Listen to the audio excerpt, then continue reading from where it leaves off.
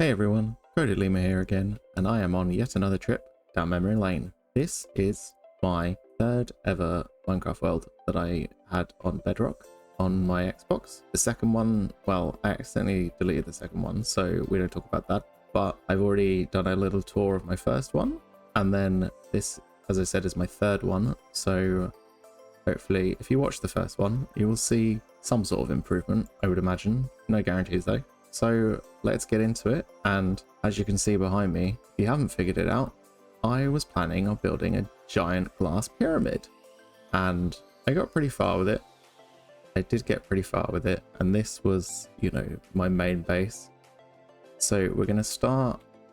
I'll show you the interior bit. This down here was just, that's my mining area where I went mining. We'll do the nether a bit later. But this, oh, there's this weird thing of moving the worlds over where the slabs don't sit where they're supposed to. These should be up a block. But anyway, this was some minimal storage for, you know, the sort of valuables that I had. This was my enchanting area. This was my potion area. This was me smelting a bunch of kelp for some reason. And I was, oh yeah, I was smelting a bunch of glass and green dye. Yeah. I don't know why. More potion stuff. Firework ingredients, kelp ingredients. I had a guardian farm on this world, which I'll show a bit later, but I hate throwing stuff away. So I've got so much cooked fish, more than I would ever need. But I thought if I throw it away, I'm gonna run out one day. So yeah, I've got so much. Oh, well, that's awkward. And just a few extra bits of food in there. Okay, so we've turned the day-night cycle off, you know, for ease of just looking at everything. And here is a sugarcane farm. Here is a kelp farm. I vividly remember building this, actually. It was very painstaking, but you know, I would just go in here, destroy all the kelp, and immediately get stuck. I've been hoisted by my own petard. Where's the freaking exit? I'll just go out the top. Okay, but the idea was you break the kelp and it runs up to the top.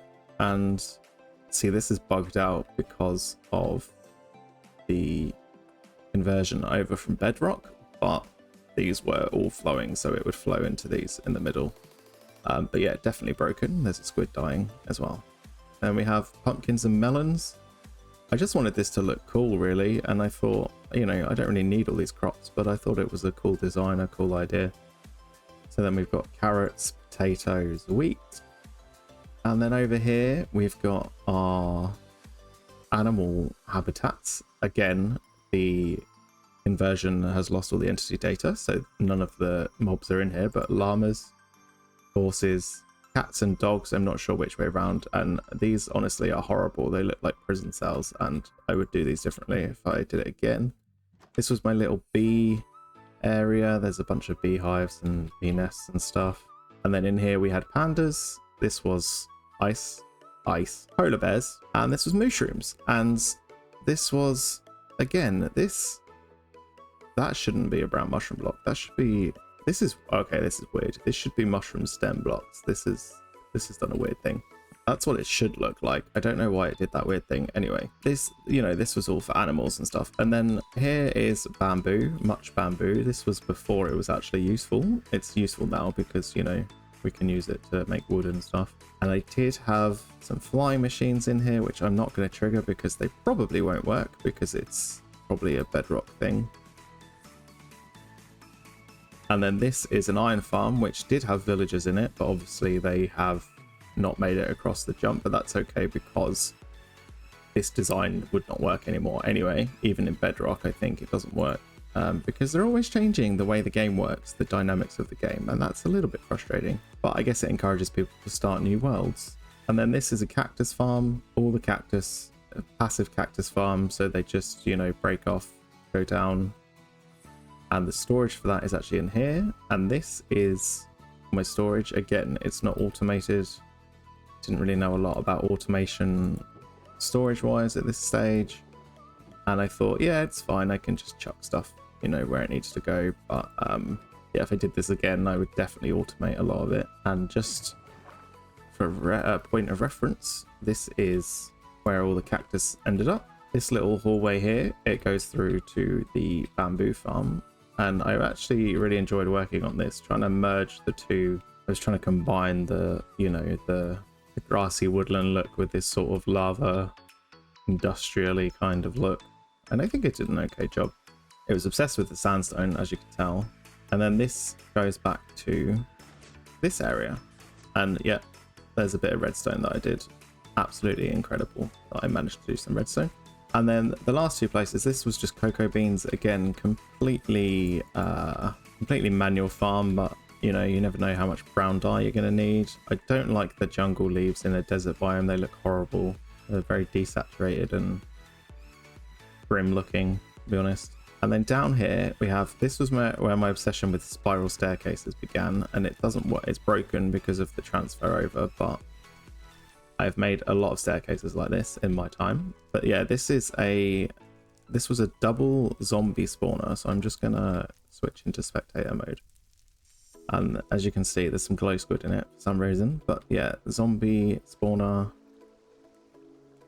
and another zombie spawner. So I would stand, you know, here-ish, and all the zombies would go up their tubes, and I made it so they would go up and they would all drop down into this middle bit, and then this is where I would stand and, you know, kill them and get the XP. Oh look, there's some ink sacs there that one of the squid must have got caught up in the system there.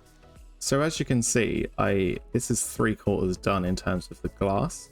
This area I was planning on digging all the way down to bedrock, and this was when bedrock was at you know, Y0 or whatever it was, 4. It was about 4, but now it's at like -64, so it would take way longer. But my plan was dig this all out, do the fog effect with the glass, and then this was going to be where I had all my villagers. You can see there I had a little holding cell for them.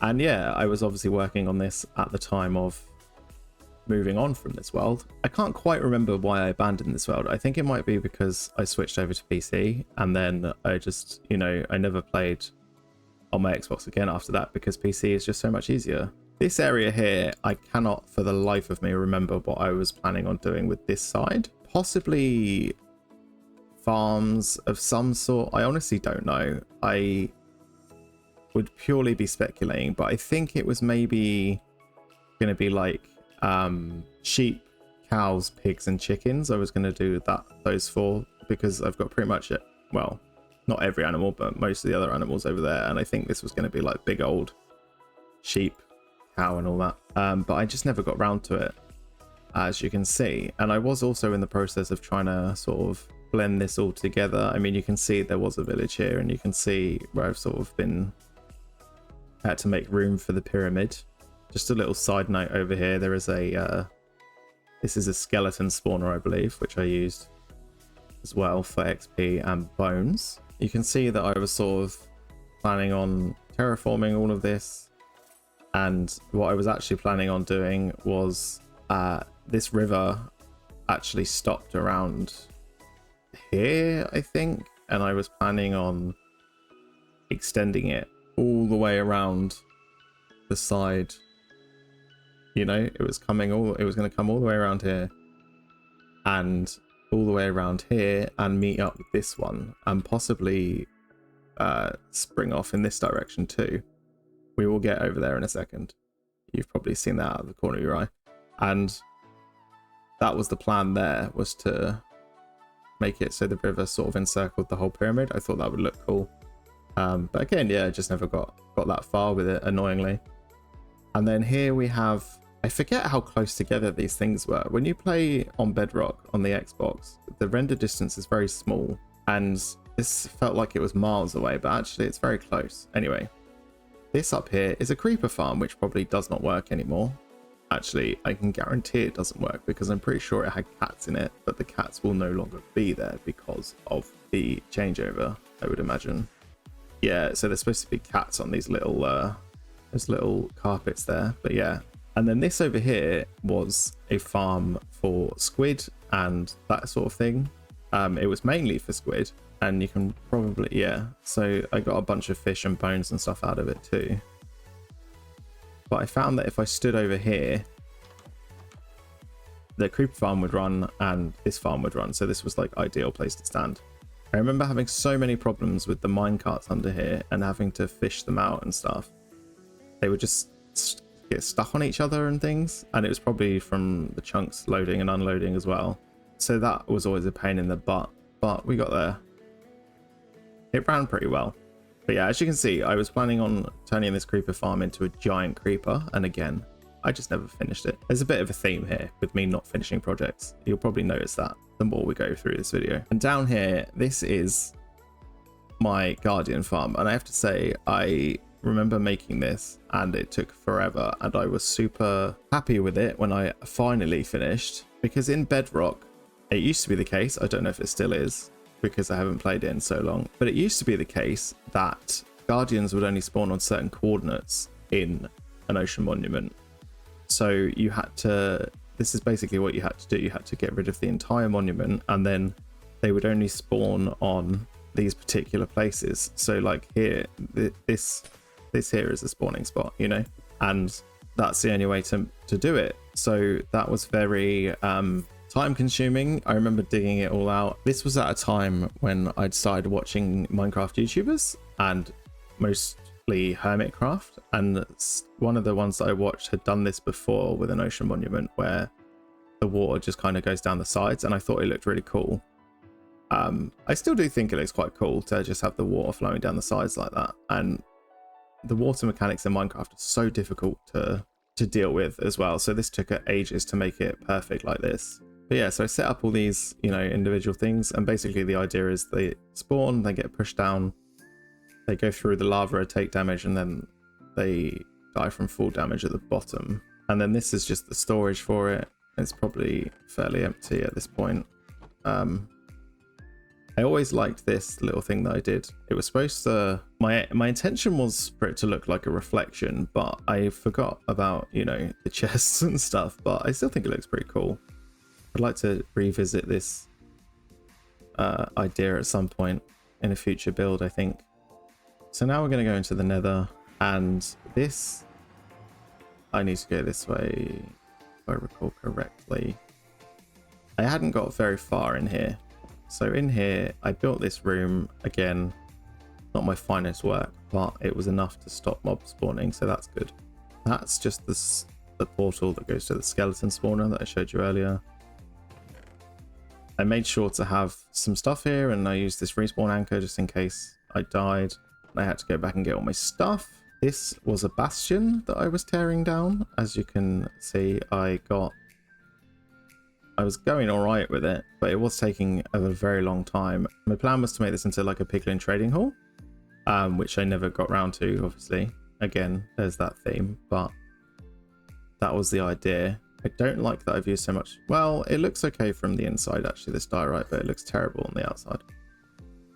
Anyway, and then this honestly doesn't really go anywhere. I think that goes to the Mushroom Island, and then this just goes down. Possibly, was I mining for ancient debris? I think, yeah. So this was after 1.16, so this would have been my ancient debris mining tunnels. So this portal, that's the one I just came through to the ocean monument.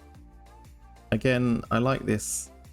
I did this tunnel design just to keep it as safe as I could. That goes to the end, which we will go to very shortly, but just before we do, I had this tunnel network all the way down here, and you can see the 1.16 biomes through the glass, the basalt delta and the warp forest and things. And then this was the Nether fortress, and I was slabbing it up because I was in the process of trying to get more wither skulls and things, and I was going to make a blaze farm, which obviously did not get round to, but that was the direction which I was heading in with this. Okay, and then this portal should take us, yep, to the end. And then this was, despite getting the advancement now, I had actually been here and defeated the Ender Dragon. And only a couple of times though, by the look of it, because there's only 2 portals open. This wasn't the first time I'd beaten the dragon. I did that in my second world, but I do not have any record of that world, unfortunately. But you can even see the pillars and stuff from, you know, the dragon fight. And apparently I just decided to leave the dragon egg where it was, so that was good of me. So I actually thought I'd done way more on this world than I've found currently. And I'm just going to have a little look without recording and see if there's anything that I've missed. But maybe it's just that I spent so long doing this whole pyramid project and everything that it felt like, you know, I'd done so much. But actually, in reality, I haven't. Be right back. A few moments later. So it turns out, no, nothing else. That's it.